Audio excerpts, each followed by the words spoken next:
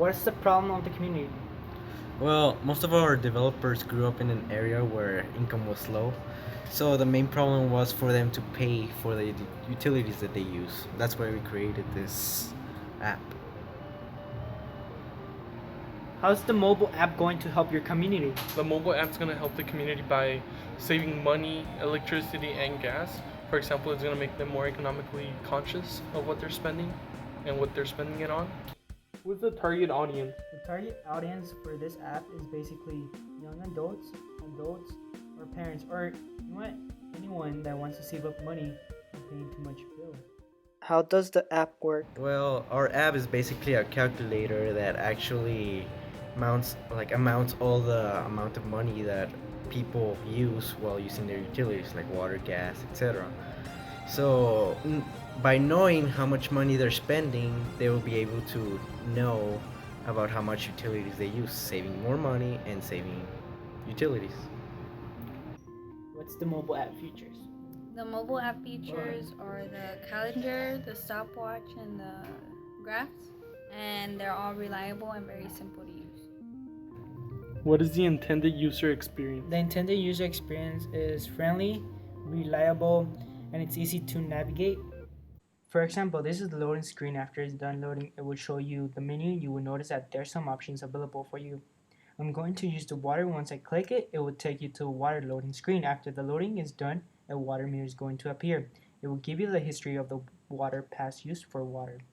Once you swipe to the left, it will take you to a calendar in which you could see the day that you spend the most water and the average of water you spend daily. If you swipe left, it will show you a graph which gives you the daily or weekly amount of water that you spend, and if you click on overall, which is located on the top right corner, it will give you the overall graph for all the utilities. After you're done using the overall graph, you click menu on the top right corner. It will take you to a menu which you could see the options again. For this example, I'm going to use electricity, in which it will take you to electricity loading screen. After loading is done, an electricity meter is going to appear. It will give you the history of the past use of electricity. Once you swipe to the left, it will take you to a calendar in which you could see that day that you spent the most electricity and the average of electricity you spend daily. If you swipe left, it will show you a graph which gives you the daily or weekly amount of electricity that you spend. And if you click on the overall, which is located on the top right, it will give you the overall graph for all utilities. After you're done using the overall graph, you click a menu on the top right corner. It will take you to a menu which you could see the options again. For the last example, I'm going to click on gas, in which it will take you to the gas loading screen. After it's done, a gas meter is going to appear.